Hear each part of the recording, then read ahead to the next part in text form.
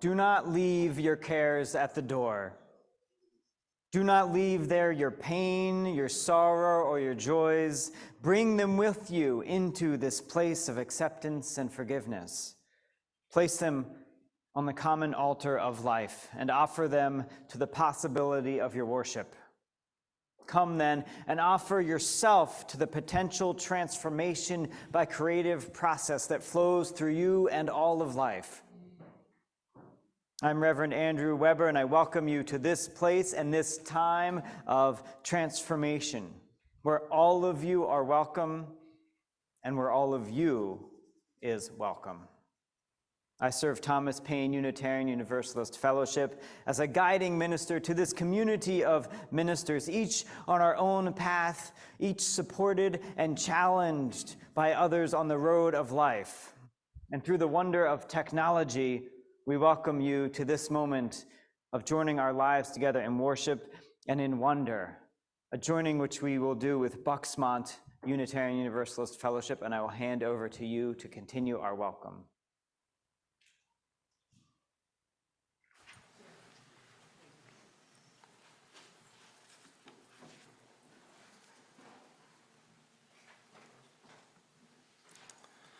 I bid you additional welcome from Bucksmont Unitarian Universalist Fellowship, where moved by love, we share lifelong journeys of growth, wonder, and healing, nurturing wholeness in society and spirit, creating a community of justice and compassion. I am Reverend Kevin W. Jago. I prefer he, him pronouns, and I serve this fellowship of religious explorers as minister. This service is different for both congregations. We are sharing in a new way and learning how to do that together in real time. There may be pauses as we transform and as we learn how to be together in new ways. Whether you join us here in Bucksmont Sanctuary, from T-Puff's Sanctuary, from your own home, or from still elsewhere, we are glad you are joining us for this exploration of what it means to transform as people and congregations together. As we begin our service, please take a moment to silence your cell phones. Whether you are a guest, friend, or member of either of our communities, we are glad you are part of our multi-congregational worship service today.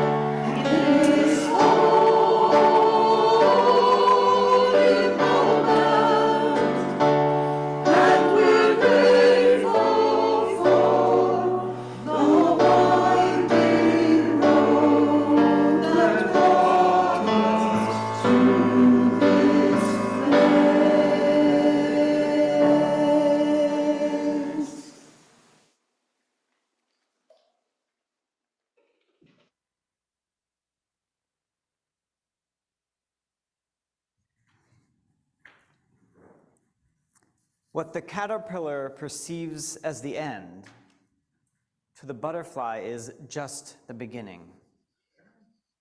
In these few words lies the deep truth of all transformation. What at one point feels like an end, what is an end is also a beginning. We have come together this morning with our minds set on transformation, with our minds set on both endings and beginnings. What in our lives has to stop so we can live into our best selves? What in our congregations has to stop so that they can live into their best selves, into their best communities?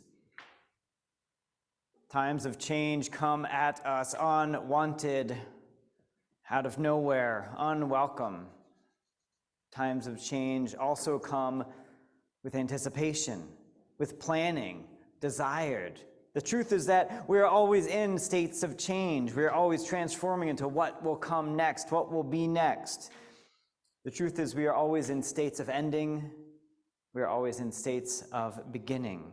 So let us be mindful in our transformation this morning, remembering that just like the caterpillar, there's pain, there's joy in that process, and there's some messiness, and that's okay.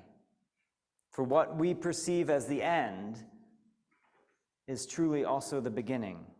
Come, let us transform together. Come, let us worship together. This morning's chalice lighting words are adopted from Amy Mackenzie Quinn. We light our two congregations' chalices to illuminate this common, sacred space. Common, because we are all welcome.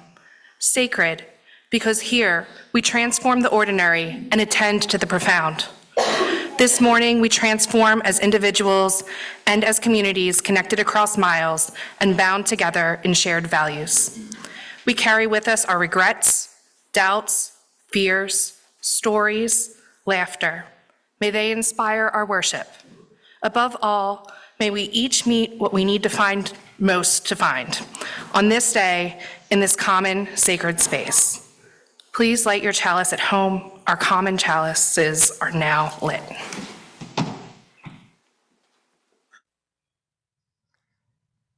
We at Thomas Paine Unitarian Universalist Fellowship have also lit our chalice, as communities are doing all across the country and around the globe this morning.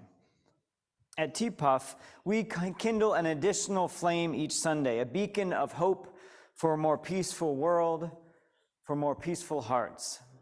Please join me in the responsive words which will be on the screen.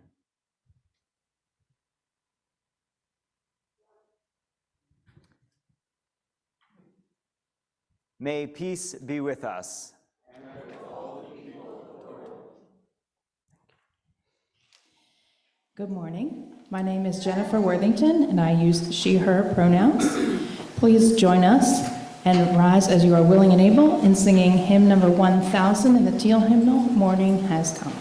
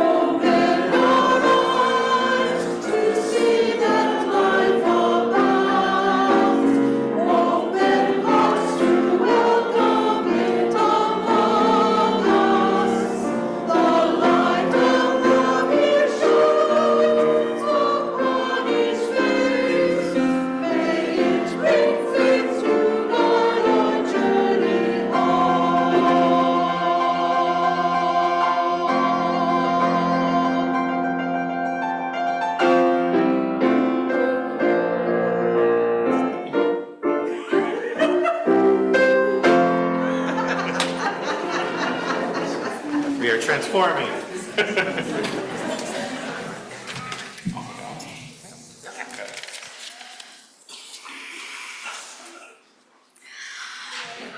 Good morning.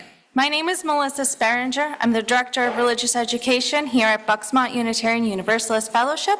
I use she, her pronouns. Today, we're going to be talking about transformation and making transformation happen in front of us with all of these art project tools. We're going to be making something together. Ultimately, it will be a field of flowers.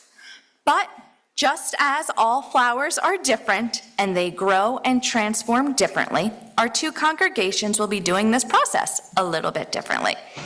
Ultimately, we will have a field of flowers, though. They will look like this. Here's a finished flower. This is the in-between step, and we have all the coffee filters in front of us. Bucksmont will be adding colored ice cubes to the coffee filters and watching them transform over the course of our service. T-Puff will be coloring the coffee filters with markers and then transforming them later on in the service.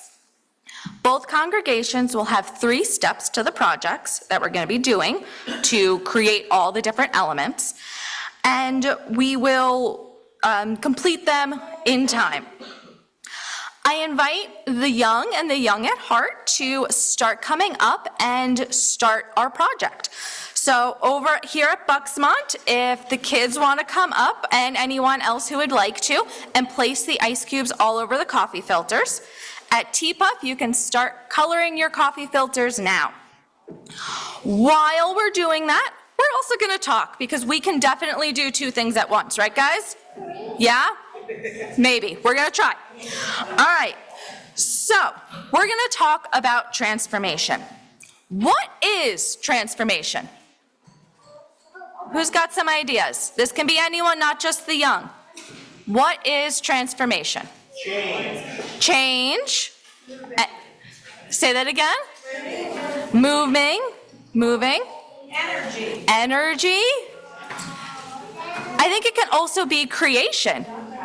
Making things together. How does transformation happen? Anyone have any ideas? How does transformation happen? Over time. Thank you. Painfully. With a lot of mess, for sure. Any other thoughts about how transformation happens? Frightening. It can be scary. It can be pretty frightening sometimes. Yeah. Successes and failures. There can be a lot of ups and downs with transformation. Hopefully. And hopefully it does go really well. Joyfully. And joyfully. I love all these answers. Is transformation the same for everyone? No, that was a strong no. I'm glad we're all in agreement on that one. Megan, what does your congregation think?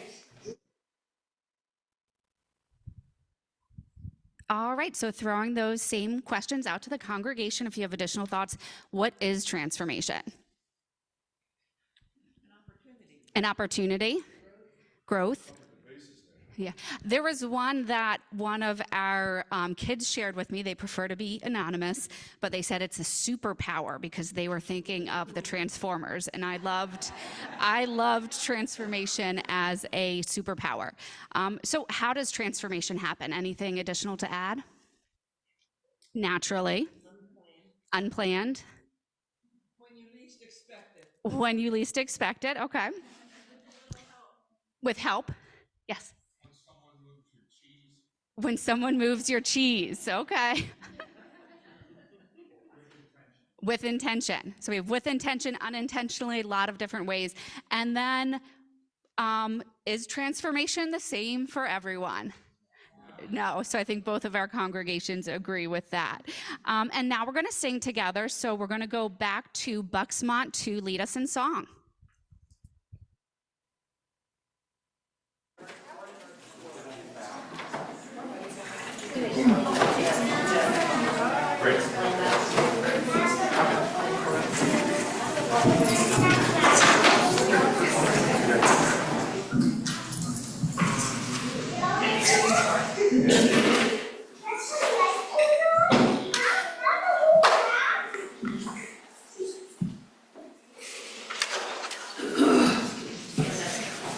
Good morning again. So we are going to sing When Our Heart is in a Holy Place, but as we are transforming, we're going to break it up into 3 different verses. So the first time, we're going to do the chorus, first one, and then the chorus again. And then we will take a pause before doing the second verse.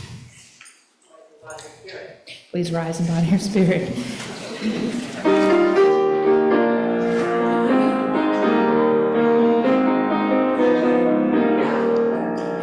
When our heart is in a holy place, when our heart is in a holy place, we are blessed with love and amazing grace.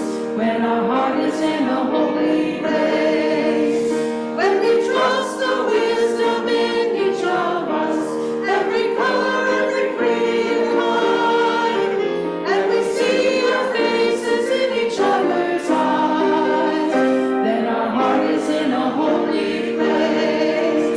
When our heart is in a holy place, when our heart is in a holy place, we are blessed with love and amazing grace. When our heart is in a holy place, when our heart is in a holy place.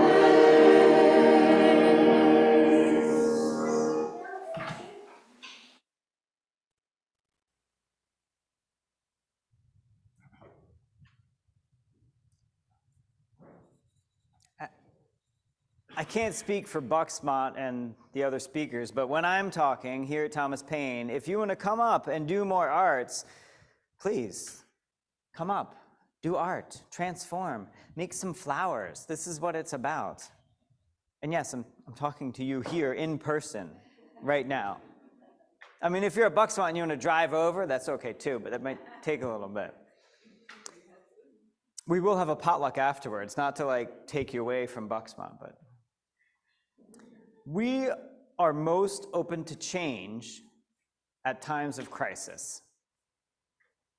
It's true for individuals, for businesses, for countries, families, places of worship. If you want to see drastic change, it's more likely when there's a time of crisis.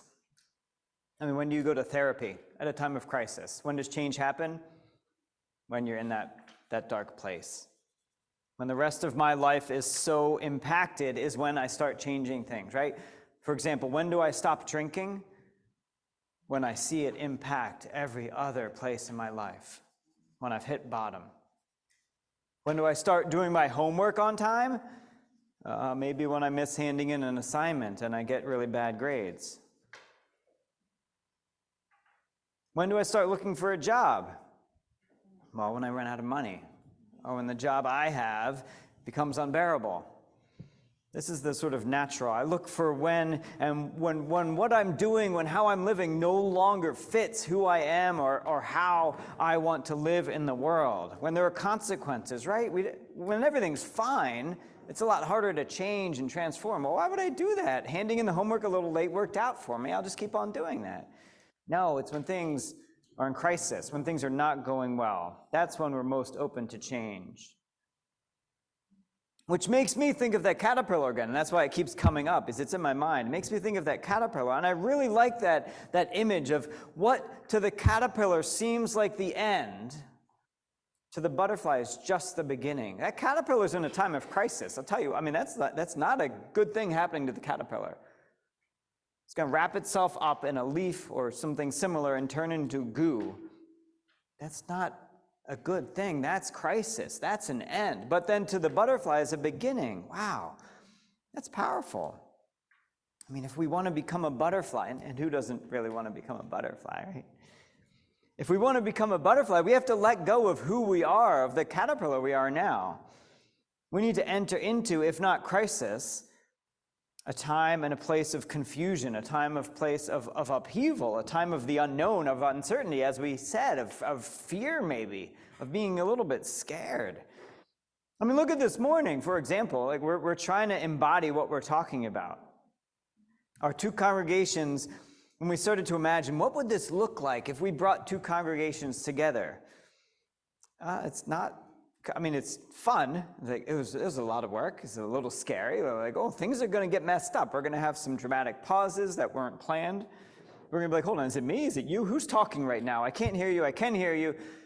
It's not so smooth, but that's where change happens, right? We're getting into a time and place of confusion and uncertainty. And what will come next? No idea. No idea. Will we do this again? We'll see. Will we change who we are as a community, as a relationship? I don't know. But I can tell you, it's not going to be what was before. And I can talk a little bit about our national faith. If you know, I occasionally bring this up, there's some upheaval. There's some time of change and uncertainty. The very defining statement of our religion is up for discussion and modification. If you don't know, the bylaws of the Unitarian Universalist Association are probably going to be changed, and those bylaws is the part of the mission, which is like what our faith is, which has some feelings attached, right? Bylaws aren't like, oh, I'm so excited about bylaws, but like the mission, the defining essence of our faith. We're the caterpillar. We're holding on to what we know and what worked well for us. When there's anxiety, when like, I don't know if I want to change, I don't know if I want to let go, and what am I transforming into? Is that going to be better than what I have now? That's where the fright comes in. We don't know. I don't know, but I know that this is where we can either let go of who we are now, or we can hold on tighter. Right? That's the question. That's the question for any transformation. Do I want to hold on to who I am? Do I want to hold on to how I act and how I believe and how I live in the life? Or do I want to get into that uncertain, that scary place of letting go and like living into a new reality with some transformation? The caterpillar comes to a complete end. It's unwise for us to go that far, but it's also unwise to hold on so tightly to the present, to hold on so tightly to stagnate, to not move forward, right? There are some things in our service which we held on to. We didn't let go of everything. We light our chalice every Sunday as a symbol of our faith. And there are some parts that we opened up and we changed and we evolved, and we may say, oh, that worked really well. That didn't work so well. We'll see what happens. Hopefully our national organization does the same as we hold on to what is beneficial, what defines us, but we open up to evolve in those places where we can grow and transform. We must at once hold on to identity as individuals, as communities, and also be open to new possibilities, right? Test everything, hold fast to what is good. The goal is to transform into someone, into something better. To change, not just for change's sake, but because there's a benefit, right? That's why we're looking at being open to change, being open to transformation, to working together, to hearing from people. Okay, so Andrew, you're saying be in a time of crisis. Well, yeah, yes, that's one place, but also be in that place, not just of crisis, but somewhere else that you can be open to transformation, open to change. Because there are other places, other times when that can happen, when we're ready to change. They look like trust, they look like flexibility and love, they look like some fear, but it looks also like what we've been singing about, right? And the song that we keep coming back to. When our heart is in a holy place, when we trust the wisdom in each of us, that's when we can be open to living into our best selves, when we can be open to the chaos, the beauty, the messiness of transformation, openness of becoming something and someone amazing and different. So let's step into that place. Let's step into that place where we can hold each other with love and accountability, where we can hold ourselves with love and accountability, where our hearts are in the holy place of letting go and in the holy place of looking forward to what we may become. Amen. And I'm handing it off to you, Megan, for more transformation. All right, so before the next steps of our art project, we want to just continue the conversation with you about transformation. So we talked about what transformation is, how it could happen, and when. So I've heard intentional, unintentional, But when does transformation happen? Any other ideas on that? Or another way to phrase it, maybe, is it a fast or slow process? What does that process look like? It can be either.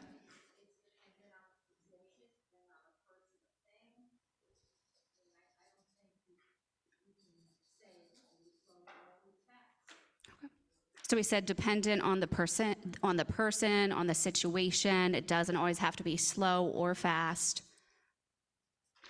Yes. Sometimes something in your soul wants something different.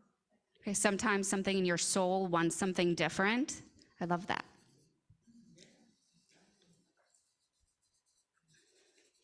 Okay, so here with our art projects, and just in general, I think we've acknowledged that transformation can happen differently, and it can sometimes happen even if we don't do anything to make it happen.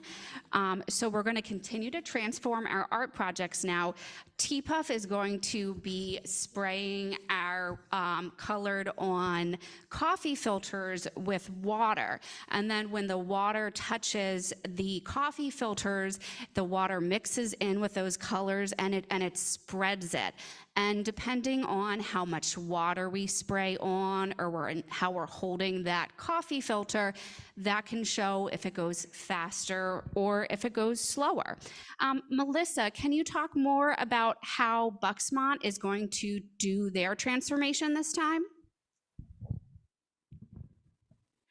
Yes, absolutely. So over here at Bucksmont, we're going to be adding some baking soda, some salt, and some vinegar to our ice cubes and seeing how both time has transformed the ice and how those substances, how those chemicals will impact how the ice transforms as well. So why don't the kids come on up again? There are stations, and we're going to need some people on this other table as well. Go ahead. And start adding some of the salt, the vinegar, and the baking soda. It's under there. And let's see what happens. What do you guys think? What's already happening to these ice cubes? I heard they're melting. Any other observations? It looks like all of the colors are bleeding all over the place, right? Are we seeing any other changes? What about over here? Are we seeing any changes with these melting ice cubes? Some of them are melting faster than the others. What other changes are we seeing? The vinegar is smelly. The vinegar is smelly. We're using some smelly things over here. What happens when we add the baking soda and the vinegar? Are we getting some bubbles? A little bit of bubbles. Oh. Yeah, look at how cool. Yeah. And the salt will impact how fast these ice cubes are melting. So I imagine almost all of them will end up with salt because that's fun. But if there was by magic some ice cubes that didn't have salt on them, they would melt a lot slower. Isn't that an interesting idea? Yeah. So we are going to, while we finish up here, are we almost done, folks? Yeah? Yeah, we've got some fizzles happening? Yeah. All right. So as we're finishing up over here, we are going to continue our song that we started earlier. So, all you, Jennifer. So this time we are going to do it in the same structure, chorus, verse, chorus, but we're going to do the second verse this time. Please rise.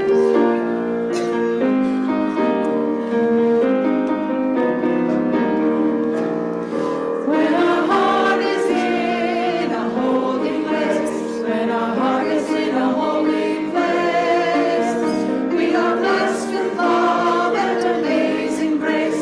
When our heart is in a holy place, when we tell our story from deep inside, and we listen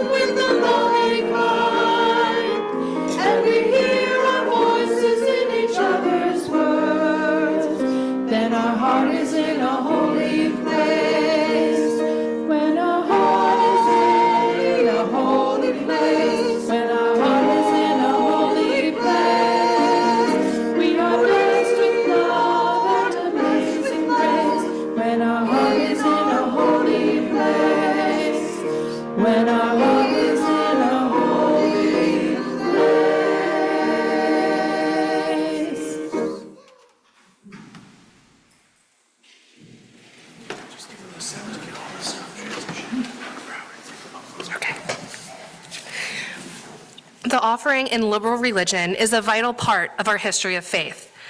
As a covenanted community, people who freely choose to be here, our voluntary giving is symbolic of that freedom of choice. This week, our entire undesignated offering is supporting Hands Holding Hearts, a nonprofit, community-based bereavement resource supporting children and families through grief. Their mission is to guide and support grieving families, educate about loss, and provide a support network for those they serve. Hands Holding Hearts educates the community by offering consultations on grief-related matters to businesses, schools, churches, and organizations by addressing the systemic impacts of loss. We ask that you participate in our morning offering in one of these ways, no matter where you join us from today. You can write out a check to Bucksmont and mail it to Bucksmont at 2040 Street Road in Warrington, Pennsylvania, 18976. You may donate online now or at the end of our worship service at either bucksmontuu.org or tpuff.org. Or you may place your donations into one of the baskets as they are passed in our sanctuaries. We will now receive the morning offering.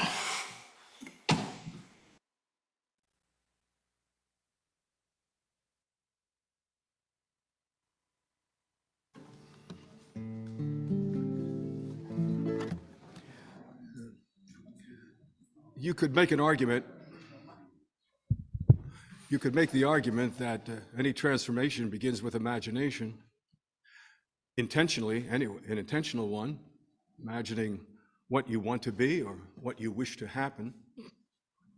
There's been a lot said about imagination. One of my favorites is by the 20th century's greatest scientist, Albert Einstein, who said, "Logic will get you from A to B, imagination will take you everywhere."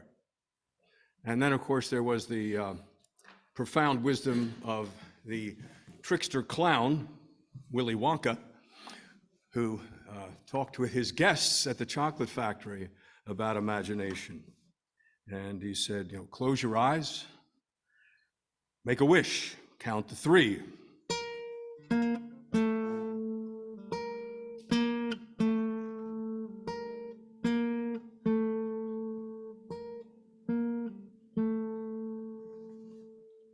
Come with me and you'll be in a world of pure imagination.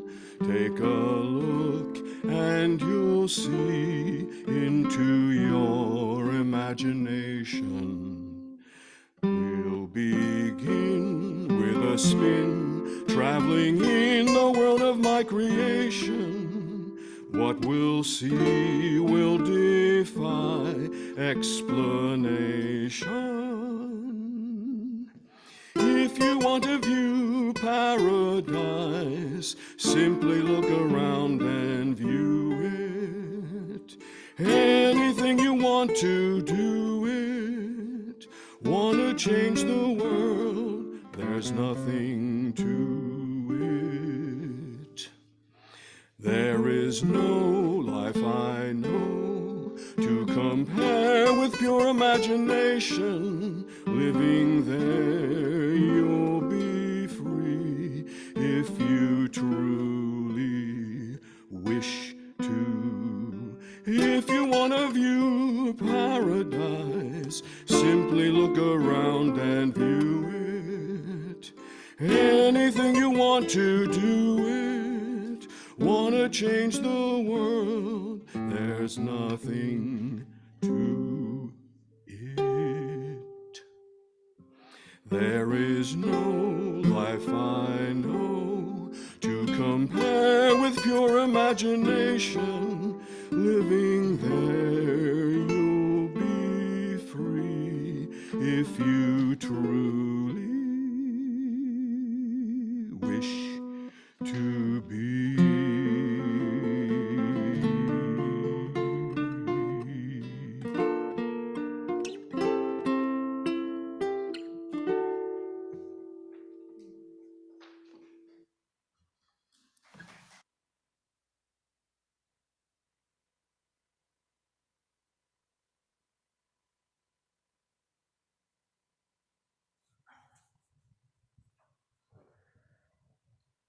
Want to change the world?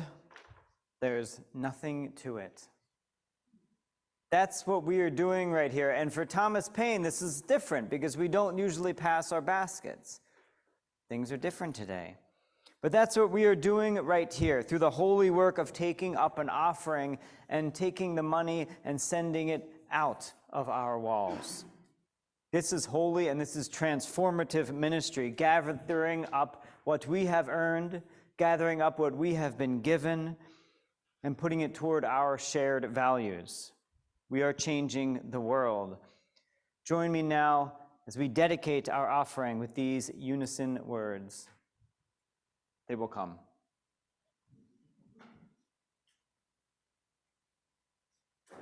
May these gifts, given with generosity and love, help our churches and our world become more peaceful, caring, fair, and free. Amen.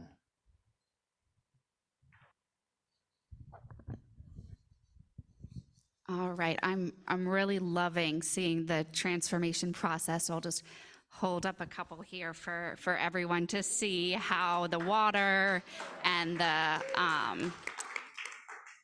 and I'm sure it's a beautiful process over at Bucksmont as well. So with that, I'd love to talk a little bit about how transformation makes us feel. So would you say that you are inspired by transformation? Yes. Okay. So for anybody that said yes, how does transformation inspire you? It opens you up to new possibilities.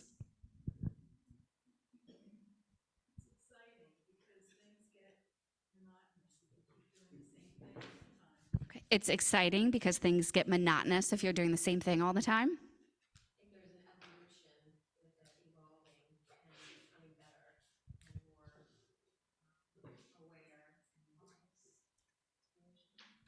There's an evolution, evolving to become more wise. I'm sorry if I'm shortening any answers. I'm just repeating so that everyone at Bucksmont can hear your wonderful thoughts. Yes. Sense of accomplishment.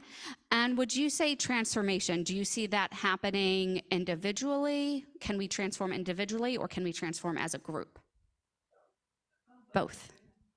Okay, so resounding both for that. Okay, yes.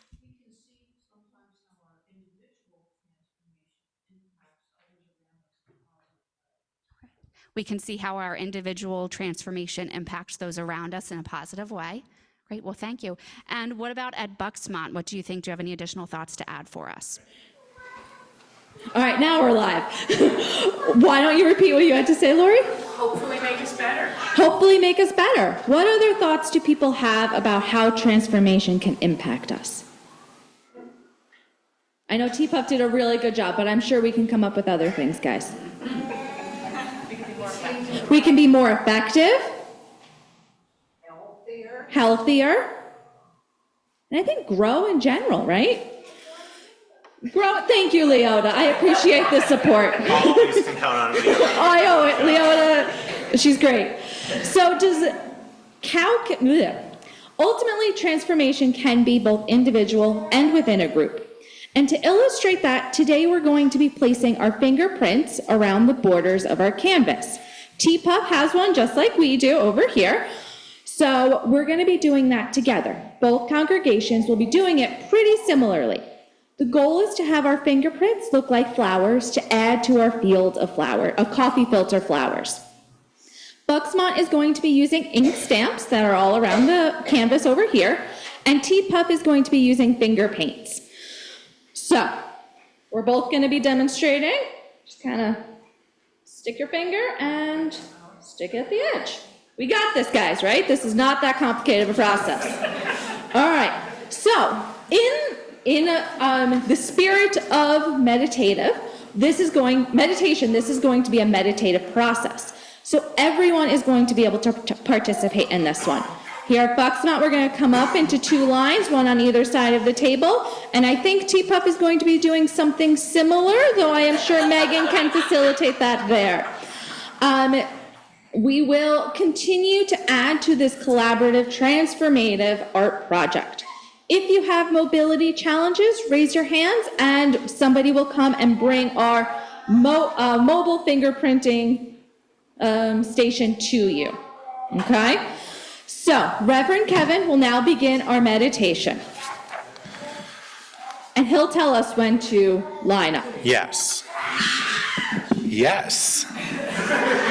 Before we begin the next stage of our collaborative art project, let us now enter into a time of awareness within ourselves and connection beyond boundaries, connection to one another, to that interdependent web of life of which we are each but one small thread. As we breathe in, we are connected. As we breathe out, we are connected. Let's take another breath together and look at your fingertips for a moment. See the whorls that make them into a unique pattern, one that is yours and yours alone. Fingerprints are the indelible marks we leave behind wherever we are, often without noticing or without thought. They show where we were and show that we were present. Let us now intentionally put them together to make something beautiful. Let's begin to come forward quietly as Margaret plays, and remember you can raise your hand if you would like us to bring you the supplies to add your fingerprints to what we create together up front.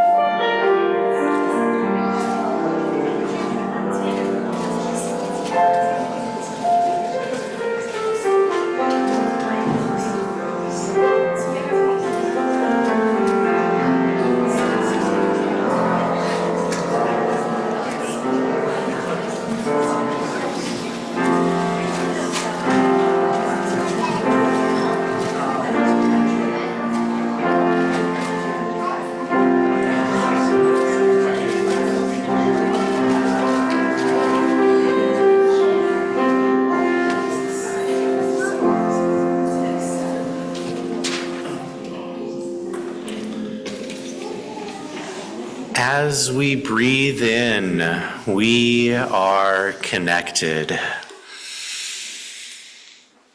As we breathe out, we are connected. Transformation is never complete. Our community art project has been begun here and at TPUF. In the coming days, members of both communities will assemble the components onto both canvases, and we will exchange the results between congregations. The act of creating art has connected our communities, as will the act of sharing what we have made. By our thoughts, by our actions, by our hearts, and by our very breath, may it be so. Now we will complete our hymn number 1008, When Our Heart is in a Holy Place, chorus verse 3, and chorus again. Please rise as you are willing and able to sing with us.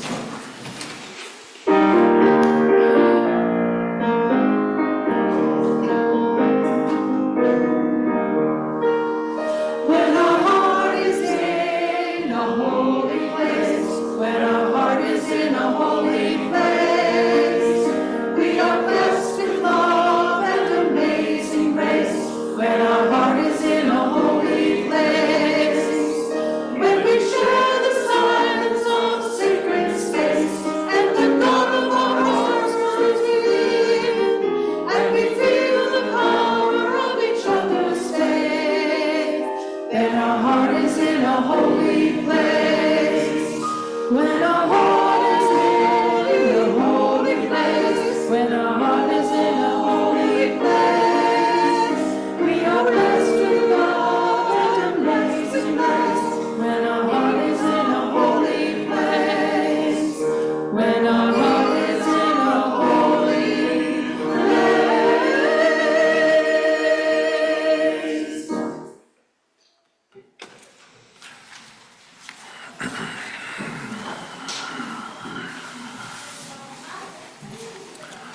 When is something sacred or holy? When does a space become sacred? How do we transform from the common secular spaces and experiences of life into sacred religious spaces and experiences? That transformative moment is challenging to define, and just as challenging to create a formula to perform at a set place and time. The formula has a name as well, or rather several names. We name it ritual or a rite of passage, which attempts to do just that, to make something, someone, or some moment special, extraordinary, sacred, holy. Our text for today's service is multifaceted. Reverend Andrew and I are using as one text the lyrics to our hymn, When Our Heart is in a Holy Place. And I would share that in addition to that hymn, there is a living text too, which is us, the experience we are creating together, tangibly in shared art and psalm, but also in the very act of trying to worship together beyond our individual congregations, to draw the circle a little wider still. Like all transformative processes, it is messy and imperfect. The caterpillar's process to become the butterfly isn't neat and tidy inside the chrysalis. It is messy there too. We human beings in community are likewise seeking transformation, which requires us to let go of aspects of who we are to become what we imagine might be closer to our hopes and dreams. Art takes a bit of a mess to make beauty too. People make a bit of a mess to make community. Likewise, it takes experimentation and a little faith in one another to make the common sacred. Joyce Poley's lyrics offer us some hints at what sort of practices might help us to create sacred spaces. Trust is the first, an expansive trust that crosses boundaries of difference, and when that trust becomes real enough for us to see one another, when we look into each other's eyes, when we have empathy and compassion for those we meet, then we have created a sacred space. Sharing our stories comes next in verse 2. Not just the superficial parts of our lives or giving simple answers like "I'm fine" when asked how we are. We find holy moments when we can share who we really are and the harder parts of our stories with each other. This requires that first verse aspect, trust, to make possible. The conversation isn't one-sided, though. We don't just pour out our stories to someone and then go on with our day. We must listen, too. Listen until we hear our voices in each other's words. There needs to be a conversation, a relationship in the storytelling. Then we have created a sacred space. Finally, we have silence, perhaps an odd ingredient for the creation of sacredness, but an important one. Many religious practices help us find quietness because long before this modern moment of text notifications, devices chiming, and traffic barreling along our roads, it was then already challenging to be still inside, to keep our minds quiet. For me, this is what practices like prayer and meditation are trying to equip us for, to rest in silence, not only to empty our minds or to petition any particular deity. These things happen in prayer and meditation and can be powerful. And I feel that when we have practiced silence, when we have connected with that something more, we get to a silent place where instead of nothing or something else, we can hear ourselves for a moment. And when we can hear ourselves for a moment and remain quietly connected to that still small voice within, then we can hear each other in a real way. A way that moves past the noise of the world and our own minds.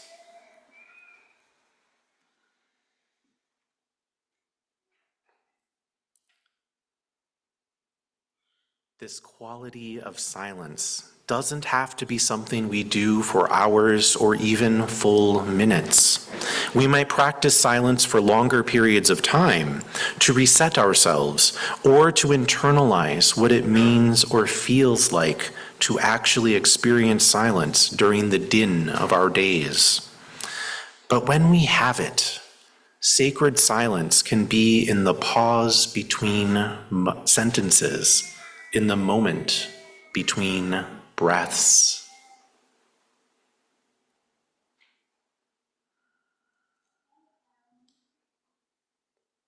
That silent moment can be a mindful second or two when someone shares their authentic story with you, and you hold it in the trust this gift was wrapped with. Instead of jumping instantly to a response, you pause for a moment, for 2 whole moments, and look into their eyes before you respond. That response becomes something more. The whole interaction transforms from a casual conversation into a shared experience of intentional relationship. That is a moment when we can feel the power of each other's faith, even when it is shaped differently from our own. Then we have created a sacred space. This is what our ritual of worship attempts to do each and every week, to be the chrysalis that holds us as we transform. But we don't go from caterpillar to butterfly each week. Our metamorphosis is one of a lifetime. Week by week, moment by moment, we are becoming. We are ever at the beginning of the process and at the end, in a spiral that sometimes feels like we are not making much progress at all. My faith is that humanity, each of us, is indeed making progress. Messy and imperfect, we show up again and again to create sacred space together. May we keep trying. So may it be.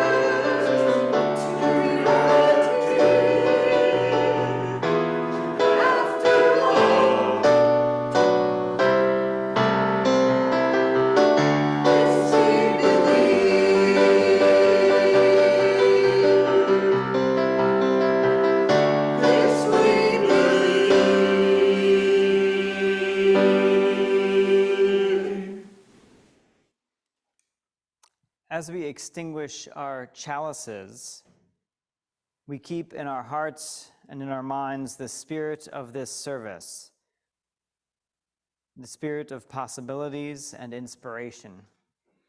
Together, we have kindled flames of aspiration in our hearts, and our inner sparks continue to shine as we leave this place, nurtured and strengthened by our time together. If we have any hope of transforming the world and changing ourselves. We must be bold enough to step into our discomfort, brave enough to be clumsy there, loving enough to forgive ourselves and each other. May we, as a people of faith, be granted the strength to be bold, so brave, and so loving. We now step out of our sanctuaries and into our larger communities. Go forward with hope, go forward with discomfort, go forward with clumsiness, with forgiveness and love needed to transform ourselves and our world. Butterflies. But perhaps we have become something a little more beautiful together this morning. We have shared in creation, in song, in showing up, and attempted to make the common sacred. Whether we achieved all we set out to do is not the point in actuality. The act of faith is the showing up itself. It is the attempt to create something rather than to destroy. In that creative attempt, in that showing up to practice trust, sharing our stories, and to be silent for a heartbeat, there we have become a community. There we have transformed. May we carry these moments with us into the world.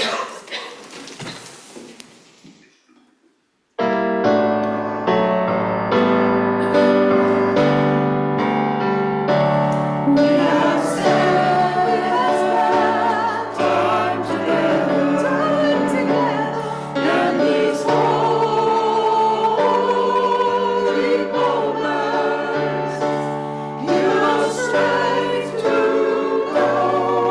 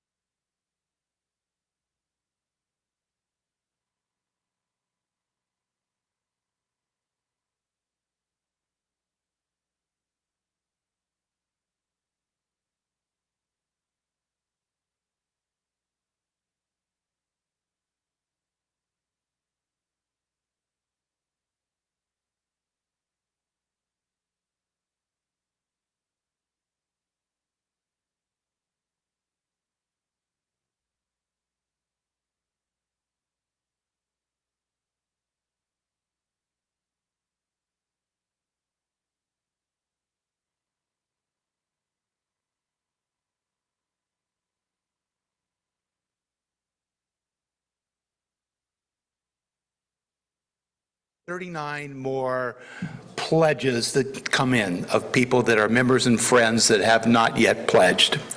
And really, for us to get there, we need 100% participation, and that was the goal that we set for ourselves. So there's 1 week left to submit your pledge. And we want to make it easy for you to submit your pledge. There's many ways to do it. You can do it online, and there should be a computer set up out there that you could go online right after the service and pledge. If you prefer paper forms, there's a little green box between those 2 doors over there as you step out, and there's pledge forms right there. You can fill out the form and drop it right into the box. Or if you want to do it in the comfort of your home, you can do it online when you get home. Any questions, please contact myself or any one of our stewardship committee who's here today, and more than willing to answer questions. So we've had a good campaign. We want to make it a great campaign. And I want to thank everyone who's pledged so far. I want to thank the many volunteers, many of whom are sitting in the room today, that's made this campaign a success. And I look forward to a successful finish to this year's campaign. Thank you.